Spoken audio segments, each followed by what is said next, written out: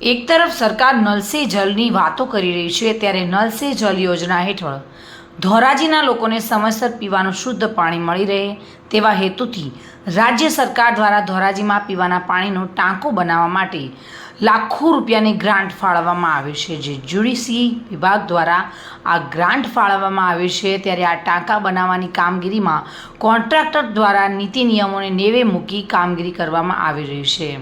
સ્થાનિક કોંગ્રેસના પ્રમુખ દિનેશ વોરાનો આક્ષેપ છે કે ટાંકાની અંદર બાંધકામમાં જે મટીરિયલ વાપરવામાં આવે છે અત્યંત નબળી ગુણવત્તાવાળું વાપરવામાં આવે છે, જેના કારણે ગમે ત્યારે ટાંકો તૂટી પણ શકે તેવી સ્થિતિ છે અને આ ટાંકાની કામગીરીમાં ભયંકર ભ્રષ્ટાચાર થતું હોવાનો કોંગ્રેસ દ્વારા આક્ષેપ લગાવવામાં આવ્યો છે। ત્યારે બીજી તરફ ભારતીય જનતા પાર્ટીના શહેરના પૂર્વ મહામંત્રી વિજય બાબરિયાએ આક્ષેપોને ફગાવ્યા હતા। મારું નામ દિનેશભાઈ વોરા, શહેર કોંગ્રેસ પ્રમુખ ધોરાજી। ધોરાજી શહેરની અંદર હાલમાં એક ટાંકો બનાવવામાં આવે છે। આ ટાંકાની અંદર જે મટીરિયલ વાપરવામાં આવે છે ટેન્ડરની શરતો મુજબનું નથી, રેતી વાપરવામાં આવે છે, ધૂળવાળી રેતી છે, જે સિમેન્ટ છે એ સિમેન્ટ જામી ગયેલ હાલતમાં, અને આ બેગની અંદર કોઈ એક્સપાયરી ડેટ કે એની કોઈ જે બનાવવામાં આવી હોય એની ડેટ પણ લગાવવામાં આવી નથી, અને સરકારી બાબુઓ જાણે કે કોઈ ભ્રષ્ટાચારને પ્રોત્સાહન આપતા હોય તેવું લાગી રહ્યું છે।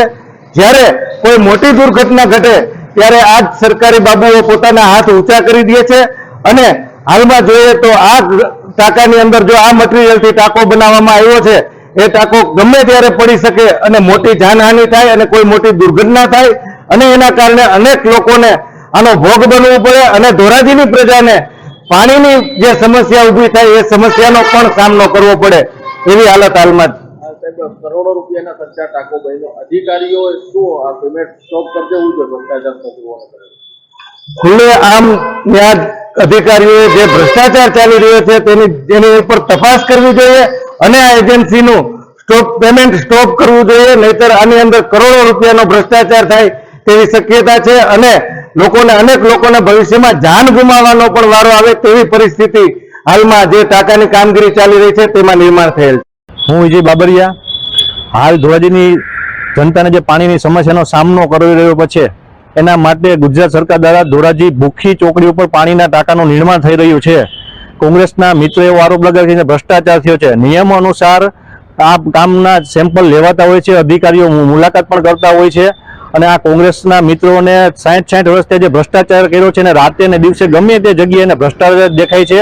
અને અમે ડેપ્યુટી કલેક્ટરને પણ કીધું છે કોઈ પણ જગ્યાએ કામની અંદર ગેરનીતિ ચાલતી હોય તો ચલાવી નહીં લેવાની, લીલિયાવાડી નહીં ચલાવવામાં આવે અને કામ સંપૂર્ણપણે સારી ક્વોલિટીમાં જ જોશે। અને આ અધિકારીને પણ અમે વાત કરેલી છે અને કોઈ પણ જગ્યાએ કાંઈ આવું ચલાવી લેવામાં આવતું પણ નથી અને આવશે પણ નહીં। વિમલ સોંદરવા સાથે bureau report, today Gujarati news.